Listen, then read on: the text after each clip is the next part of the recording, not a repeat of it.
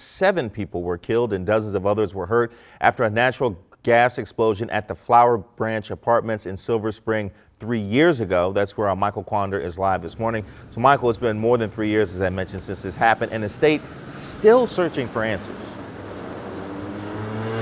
Yeah, Reese, it's been 3 years too long for these victims and the families of those affected by this the most. We can tell you that this gas explosion, as you know, has rocked this Silver Spring community to its core. And still, 3 years later, no one is taking full responsibility for what happened here.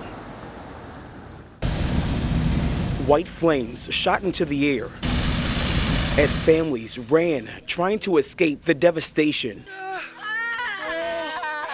In August 2016, a natural gas explosion at the Flower Branch Apartments in Silver Spring killed 7 people, injured 65 residents, and hurt 3 firefighters. The National Transportation Safety Board, or NTSB, released recommendations and the findings of its investigation earlier this year.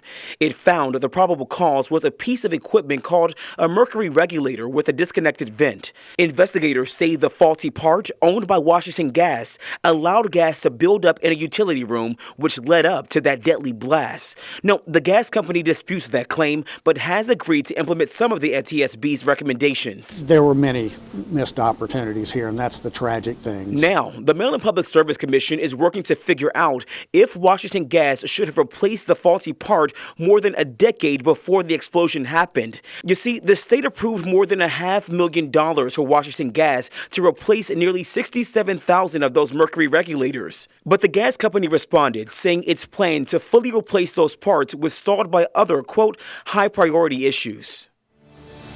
So that's where that public meeting is going to come in later on tonight. The commission is going to give Washington Gas a chance to explain one of two things. One, why all those parts were not installed, and then two, why that money approved for the project was not all used. Now, the public will have a chance to ask questions tonight, and then the commission will have the task to decide whether or not the gas company should be fined for all of this. No, this is all going to be happening tonight at 6 o'clock in Silver Spring at the Long Branch Library, again, right here in Silver Spring. I'm reporting live this morning at the Flower Branch Apartments in Silver Spring. Michael Quander. Reese, back to you. You know what, Michael? I'm annoyed to see that it's taken 3 years to get to this point, but I am happy that nobody has let this go. That is actually a good thing.